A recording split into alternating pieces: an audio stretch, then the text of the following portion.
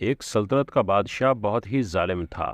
اللہ نے اسے طاقت اور مال و دولت بھی بے پناہ عطا فرمائی تھی۔ اس کی عادت تھی کہ روز اپنے لیے زبردستی کنواری لڑکی منگوایا کرتا، اس کے ساتھ بدکاری کرتا اور صبح اسے بہت مال و دولت اور خزانے دے کر چھوڑ دیتا۔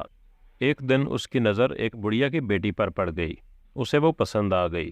اس نے اپنے سپاہیوں کو حکم دیا کہ میرے لیے اس لڑکی کو اٹھا لاؤ۔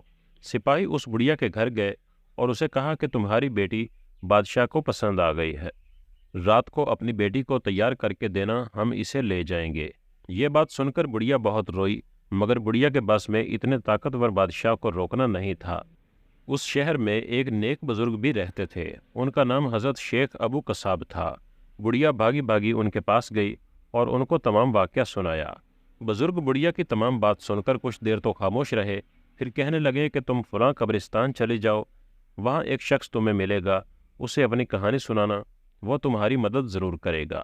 بڑھیا شیخ صاحب کے کہنے پر قبرستان چلی گئی، وہاں اسے بہت ہی نورانی شکل والے انسان ملے۔ بڑھیا نے انہیں اپنی کہانی سنائی اور مدد کے لیے کہا۔ انہوں نے کہا کہ تو شیخ ابو سعید کے پاس جا اور ان سے دعا کا کہہ دے، وہ تمہارے حق میں دعا کر دیں گے۔ وہ بڑھیا روتے ہوئے کہنے لگی کہ زندہ مجھے مردوں کے پاس بھیج دیتے ہیں اور مردوں میں رہنے والا مجھے زندوں کے پاس بھیج رہا ہے، مگر میری پکار کوئی نہیں سنتا۔ میں اب کہاں جاؤں؟ مجھے نہیں لگتا کہ میری مدد کوئی اب کرے گا۔ تو اس انسان نے کہا کہ اے بی بی، تو شیخ ابو سعید کے پاس جا، وہی تیری مدد کریں گے، اور ان کی دعا سے اور اللہ کے حکم سے تیری مصیبت تجھ سے ٹل جائے گی۔ وہ عورت واپس شیخ ابو سعید کے پاس گئی اور ان کو سارا قصہ سنایا۔ سارا قصہ سننے کے بعد شیخ صاحب آنکھیں بند کر کے بیٹھ گئے اور اپنا سر جھکا لیا۔ تھوڑی دیر بعد انہوں نے عورت سے کہا کہ آپ چلی جاؤ، انشاءاللہ اللہ تعالیٰ کے حکم سے تمہاری بیٹی کی عزت محفوظ رہے گی۔ وہ عورت واپس گھر آ گئی۔ تھوڑی دیر میں پورے شہر میں اعلان ہوا کہ بادشاہ گھوڑے پر سوار کہیں جا رہا تھا کہ راستے میں بادشاہ کا گھوڑا ٹھوکر کھا کر گر گیا، جس سے بادشاہ بھی شدید زخمی ہو گیا ہے اور ان زخموں کی وجہ سے بادشاہ مر گیا ہے۔ یوں اس ظالم بادشاہ سے تمام شہر کو نجات مل گئی۔ بعد میں لوگ شیخ صاحب کے پاس گئے اور پوچھا کہ آپ نے پہلے دعا کیوں نہیں کی؟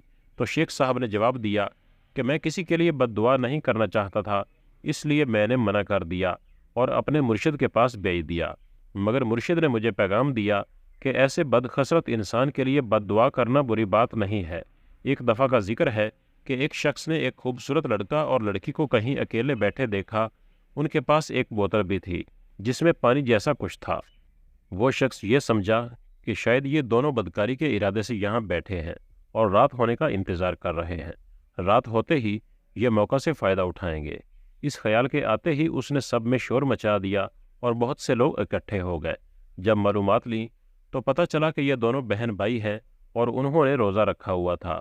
اس بوتل میں پانی ہے، کچھ کھانے کو پاس نہیں تھا، اس لیے بس پانی ہی بوتل میں بھر لیا۔ اب یہ سب سن کر وہ شخص بہت پریشان اور شرمندہ ہوا، سب کے سامنے اسے ذلیل اور رسوا ہونا پڑا۔ اس نے اپنی ندامت دور کرنے کے لیے ان دونوں بہن بھائی کو اپنے گھر بلایا اور ان کی خوب خدمت کی۔ اس لیے دوستو، بدگمانی سے بچیں اور جب تک تحقیق نہ کر لیں کوئی بھی بات دوسروں میں مت پھیلائیں۔ بعض اوقات شرمندگی کا سامنا بھی کرنا پڑ سکتا ہے۔ ایک شہر میں 3 بھائی رہتے تھے، ان کے والد ایک دن بیمار ہو گئے تو 2 بھائی آپس میں جائیداد پر لڑنے لگے۔ تیسرے بھائی نے کہا کہ والد کی جائیداد تم دونوں رکھ لو اور مجھے والد کی خدمت کرنے دو، میں اسی میں راضی ہوں۔ چنانچہ وہ والد کو لے کر الگ ہو گیا۔